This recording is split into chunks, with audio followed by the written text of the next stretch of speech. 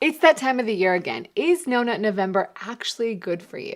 Millions of men try it every year, but the science is pretty clear on what actually happens when you abstain from ejaculation. I'm Dr. Mina Malik, urologist and pelvic surgeon, and today we're breaking down the truth about semen retention, what increases, what decreases, and the one thing your body does automatically that ruins the whole challenge. So what exactly is semen retention? It's the practice of avoiding ejaculation in any form. No sex, no masturbation, no release whatsoever. And every November, many guys participate in No Nut November, which is a 30-day challenge that started from a Reddit post in 2011 and became a viral phenomenon. Now, this video is not meant to tell you to participate or to avoid the challenge. If you try this practice out of curiosity and it helps you in any way, psychologically or spiritually, by all means, continue doing it. However, I want to clear up the scientific misconceptions that surround the practice because many people claim that semen retention boosts testosterone, improves fertility, creates massive ejaculate volume. And the question is, does science actually back this up? Before we dive into this research, if you're serious about optimizing your sexual health, grab my free science-backed guide covering the top 10 things that actually enhance pleasure and performance. No myths, just evidence. Get it at www.rinamalikmd.com/morepleasure. Now, let's break down what the science really says. Let's start with testosterone. In all the scientific literature, there are only two small studies, one that has 10 men and another with 29 men, that looked at testosterone levels during semen retention.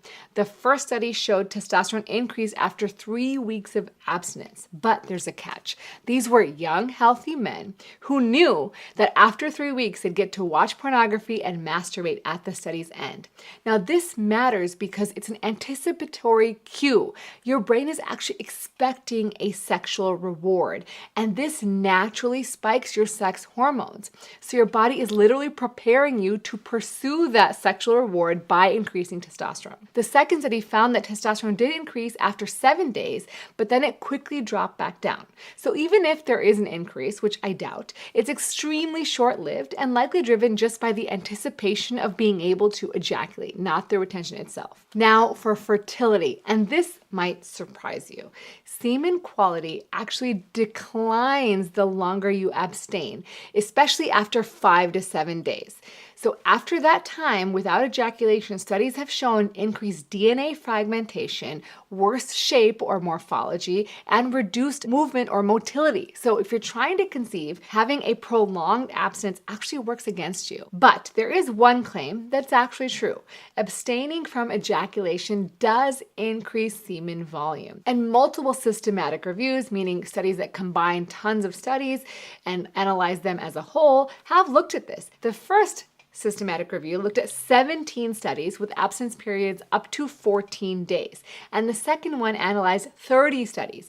Both confirmed essentially that longer abstinence equals more volume. But here's a detail that most people miss: the rate of change. Semen volume increases by about 12% per day during that first 4 days.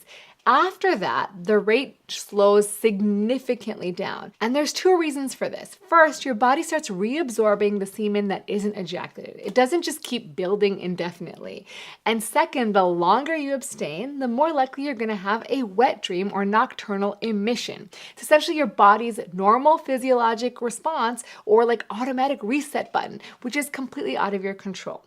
And when that happens, you're back to zero in terms of volume. And this is where I take real issue. For some people, they really take this as a failure when they have a wet dream, or they're told by their community that this is a terrible thing and how could they let this happen. Guys, you have no control over your wet dreams or your nocturnal emissions. It is a normal physiologic process, so don't worry about it. It is completely normal. When it happens, clean it up, move on. Bottom line, if you are genuinely trying to maximize semen volume or even sperm health, the science says that about 4 to 5 days is your sweet spot. Going 30 days for No Nut November, you're probably just absorbing that semen or having a wet dream regardless. And for couples who are trying to conceive, I generally recommend that having sex every other day during that fertile window, like before and during ovulation, optimizes both volume and quality of your semen. So what I want you to take away, guys, is semen retention is surrounded by tons of myths. that it's going to enhance testosterone, fertility, and God knows what else. The reality is, yes, you might increase volume a little bit, but your body has natural limits, and retaining semen is not going to give you a magical superpower. So whether you participate in No Nut November for the challenge, the community, or the curiosity, now you know what's actually happening in your body. If you found this helpful and want to separate fact from fiction about your sexual health, hit the subscribe button and find me here every week, giving you answers to the questions that most doctors just won't. And as always, remember to take care of yourself because you're worth it.